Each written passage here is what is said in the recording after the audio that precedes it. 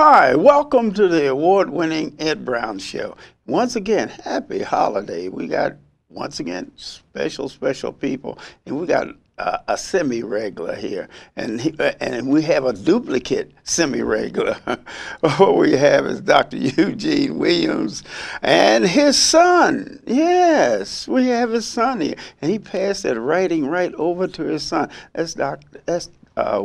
Dr. Wiliams' only son, is that Yes, right? sir. Yes, sir. His only son. He's done a good job with him. And this is Eugene Wiliams Jr., and he has a terrific publication. I want to let him talk about it. Welcome to the Ed Brown Show. Glad to be here. It's an honor. It's an honor. Glad to It's be an honor. here, Ed. Tell us about, now this is your only son, right? That's my only son. Okay. Tell us about it. Was he playing, or you just, Oh, he was playing. I knew that was good. He was playing. And then because of his excitement about coming before people and acting, he planned his own life. Is that right? He became one of the first black male child actors to be in a Jell-O pudding commercial with the Bill Cosby. Is that right? And then he went on from there to Search for Tomorrow. He was Jamie Lawrence. Right. And that was that WTOP? Well, no, WTOP comes a little later. Yeah. I mean, it was all over the United States of America. Yeah. Search for Tomorrow. Oh, Search for... Yes. Oh, man. The soap opera. Soap opera. The soap opera Oh, from man. CBS, right. Yeah. Right. Search for Tomorrow, Yes. right? You were involved with Search Tomorrow. Search for Tomorrow when I was about 6 years old, and I was the role of Jamie Lawrence, and it was a character change when the main villain of the show, they were trying to turn him into a hero. So my character was brought in, he took care of me, and he hit me with his car, and he took care of me, paid for my hospital bills, and that was the transition from him being a villain to him becoming the hero of the show. And that's how I got to be on Search for Tomorrow, yes. Right. Yes, indeed. Good. Great. Yes. Okay, Dr. Williams, you have anything else to say? Oh, yes. I feel good.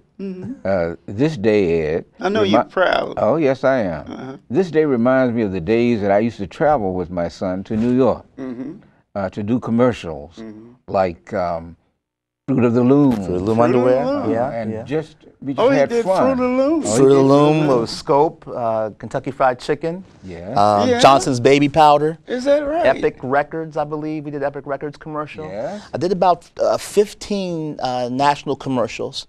The first major one being Jell-O Pudding with Bill Cosby. That's how I got my start. But before that, my very first commercial was a local commercial in the Maryland area for Utz potato chips. Remember that, Dad? Actually, No kidding. Well, Safeway, Utz So potato chips. Safeway. And then Sunbeam Bread, and some people from New York saw those two local commercials, and I didn't have an agent yet, and they asked me to come up and try out for this. They were starting the Jell-O brand with Bill Cosby, that group of commercials. They wanted me to come up. I auditioned for it, and I was just blessed and got a chance to be the first in the first Jell-O pudding commercial with Bill Cosby. Boy, terrific, I tell you. Fantastic. Your daddy must have been feeding you the right oatmeal or something. Yeah, Dad's always looked out for me. Always, always. Okay. Well, tell us about this this book there. Well, now you got it. No wonder you're writing a book, because you had in such a short time you had a lot of experience in the media. Well, this book, basically, I'm an educator now, first of all. I'm an educator and an author. Okay. And this book is a book entitled Why Bill Cosby Was Right, Aristocratic Rantings in Post-Obama America. It's a rebuttal to Dr. Michael Eric Dyson's book about Bill Cosby and his critique of the American black middle class. And so Dr. Cosby, for some comments he made some years back, got a lot of flack, but I've always been a big supporter of Dr. Cosby and his views, so I wanted to kind of be his de facto supporter, and that's why I wrote this book. Right. That's a Philadelphian, Temple University. Yes, it is. and all Yes, that indeed. stuff, Yes, you know? indeed. I know something about Bill Cosby. Oh, yes. Oh, yes. He's a fantastic gentleman. Oh, yes. And in the book, you're getting into the real thing that happened. Well, you know, I talk about my experiences with Mr. Cosby, but I also talk about, on a greater level, what's going on in the African American community today. And a lot of times, as African Americans, I find that we make excuses for the things that we're not doing that we know we ought to do. And not to criticize, not to jump on anybody, but just to understand it's not wrong, or it's not selling out to be honest with each other about the roles that we play in some of the things that happen to us. And that's what the book is about in general. Is that right? Yes, sir. Yes, sir. And now you got some of this and doing a book. You know, you always have to do research, and you got to watch what some people tell you. You said, Right. Right. Is this person that they just telling me something to get in the book? You Right. know, some people do that. You know. I had to do a lot of research. I had to research what Dr. Michael Eric Dyson was talking about. I had to look at Bill Cosby's history, Right. Not only as an actor, but also as an activist, and not so much as a marching activist, but as activism through his acting. I mean, when you talk about positive African-American images, you're talking about Fat Albert and the Cosby Kids. You're talking about the Cosby Show. You're talking about the fact that he was, at a time where you had the Red Foxes of the world and the Richard Pryors of the world, he was that primary clean black comic that was making people laugh without using negative stereotypes, without using profanity. And so he plays a major role. And so I think sometimes we have to be very careful about how we critique people who are simply being honest about what they see in terms of problems in our nation, and more specifically in the African American community. So that's why I wanted to write the book.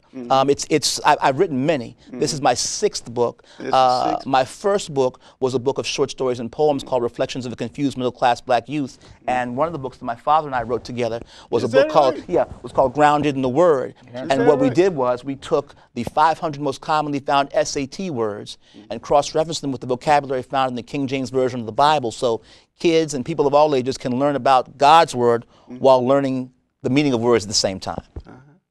Yeah, I can see you. Boy, you had a great teacher. Yes, I did. Yes, indeed. Yes, indeed. I'll tell a story. You all be proud of each other. Well, yes. You know, because sometimes, you know, when you expose the youngsters to something, you know, to slough it off, or I don't want to do that, or steer away from it. You know. Well, if you know my father, you know you don't have a chance to slough anything off.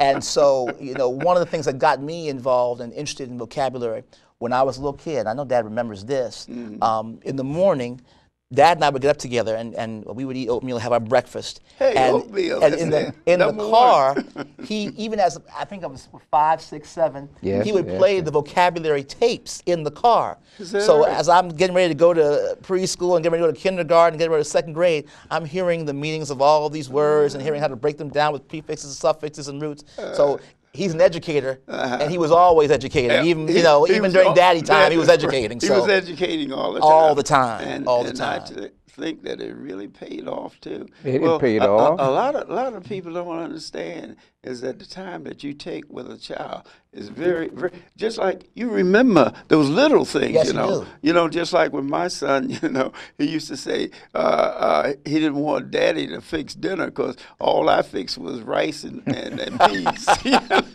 Dad's favorite dish was chili. I remember that. Dad used to make the Right. chili. Yes, that was his favorite dish. But we all have a favorite. We figure my favorite should be your favorite, but then we forget, you know, well, the youngsters have their own taste. But as far as the knowledge in the books and writing and everything, I think your father is very. When I first met him, I said, "Well, this guy got something on the ball." He does. And your mother too. Yes, you know? yes, my stepmother, Dr. Johnson. Yes.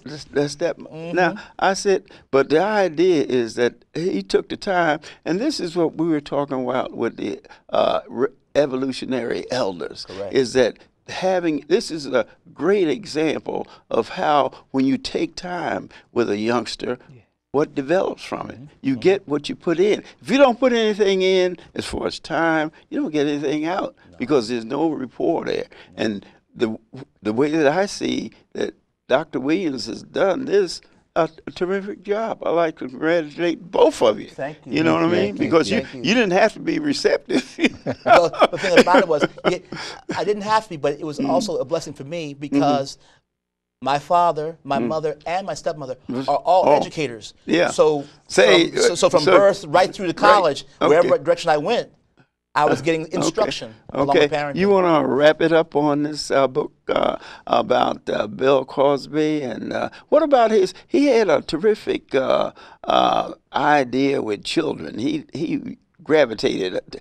Give us wrap that up with that. His association with children. What I want to tell people is quickly. Dr. Cosby is always trying to find ways to increase the intelligence of young people and help inspire them to be the best they can be. And that's what we have to do. And sometimes that requires self-reflection. So we can't always get self-reflection Right. confused with criticism. And I think if we can learn that lesson, which is one of the lessons Dr. Cosby's taught us throughout all of his teachings and shows, then I think we're going to make some positive strides in the world. Very good. I want to thank you for being here. It was my honor. Thank you. And my sidekick here, Thank Dr. you. Williams, he continually to work with the evolutionary elders, you know, and he's showing people through, you know, it's easy to talk about something, Yes. but he shows how effective it can be. And I think you're an excellent example, and congratulations. Thank Okay, you. see you in a minute.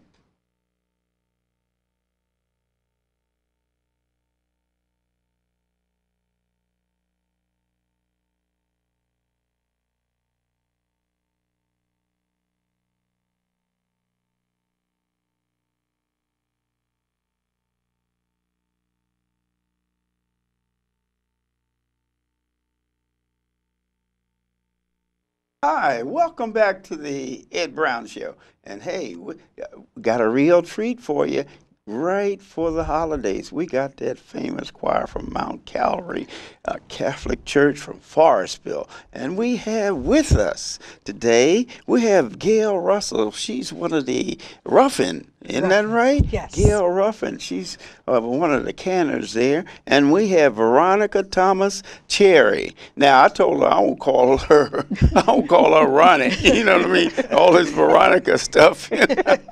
But anyway, happy to have both of you here. Thank you. And it's a privilege to have the Mount Calvary Catholic Church choir. The first part of the show was terrific that we had week before. I think it was last week, something like Yes. that. But anyway, Gail, tell us a little bit about Mrs. Ronnie here. I mean, what is she doing? Forget all that formality. Okay. And then just tell you about Ronnie. Right. Ronnie is the choir master at Mount Calvary Church. That means that on Sunday morning, she leads the choir to make sure that they come in at the right time with the right song and that we move correctly from side Well, to that's a side. job. It is with us especially. With those young kids there. With the young kids, with the teenagers and the adults. Right. You It's wanna a scratch job. your nose. Yes. You're supposed to be going up when you're going That's down. right. Yes. That's true. And Ronnie's a very talented young lady. Not only does she help us at the church, but she's also a seamstress by profession. And she's very A good talented. volunteer. Yeah, excellent volunteer. That's what I like. Excellent. But she works hard with our children, especially because with having 14 to 15 of You have them, to deal with that's you need a lot of patience. Okay. Well, how did you get involved with this? I mean, you got enough problems. Why you got 18 more? Tell us about Well, it. I'm a parishioner at Mount Calvary, and I did sing in the choir before we got a new choir director. So when we received the new choir director, she asked me to be the choir master for the great, choir. great. I sing alto, first soprano. Oh, congratulations. Thank And what we're going to do, we're going to get to the choir. They're waiting. They're raring to go. Okay, we'll be back in a second. Hi, I'm Gail Ruffin, and I am so glad to be back with the children's choir from Mount Calvary Catholic Church. Today they will sing, O Come, Emmanuel, Speak to Me, Lord, which was written for Edward Allen, age 6, when Cardinal World came to install Father Everett Pearson as our pastor. It was written by his mother, Mrs. Monco Allen. So we hope that you enjoy the 2 songs by the children, and then their final selection will be O Holy Night.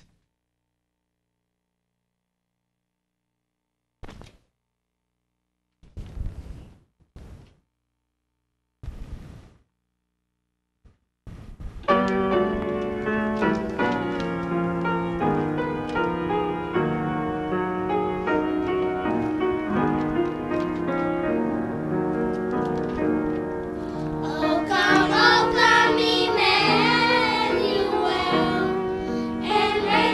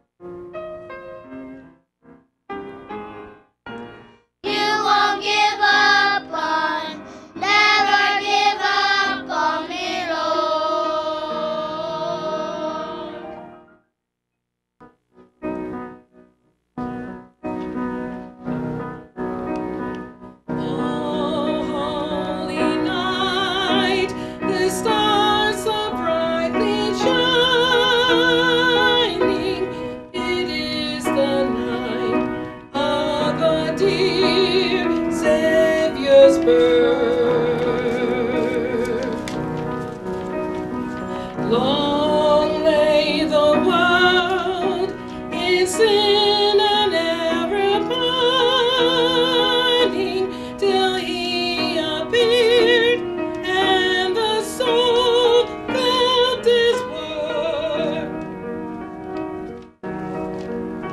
A thrill of hope, the weary world rejoices, for yonder breaks a new and glorious morn.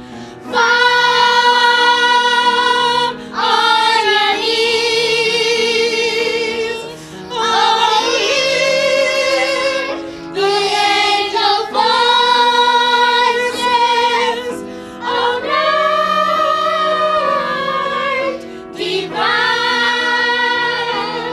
oh, night when Christ was born. Oh, night, oh, holy night,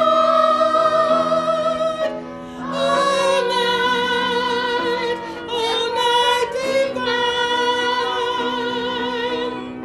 Fall on your knees, oh, hear the angel voices, oh, night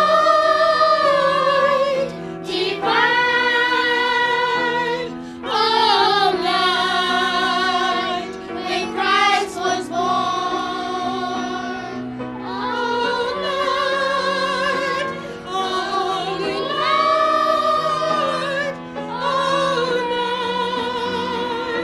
oh, night divine.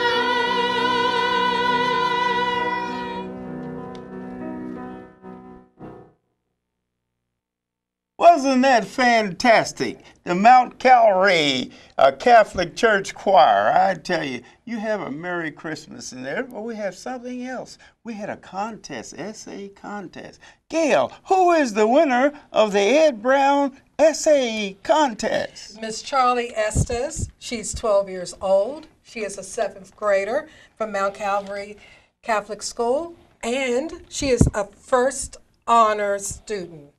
We're very proud of her. Congratulations. She's a typical girl, Ed. She loves to sing, and Lord knows she loves to shop. Hey, fantastic. All right, let's hear this fantastic essay. My experience on the Ed Brown Show was wonderful. When we first got there, we walked down a long hallway to get to the studio to take off our coats. We went into the studio and started taking test shots with the camera. The excitement started when we began singing. The lights were bright and hot.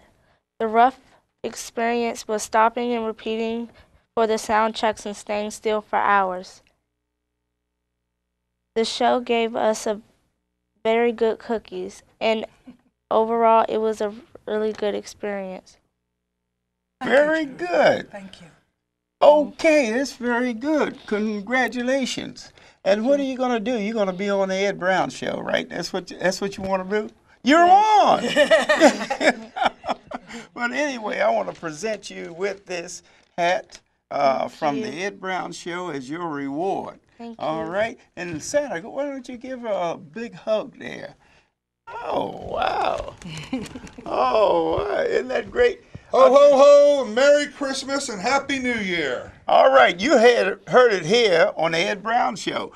Have a Merry Christmas and a Happy New Year. See you next time.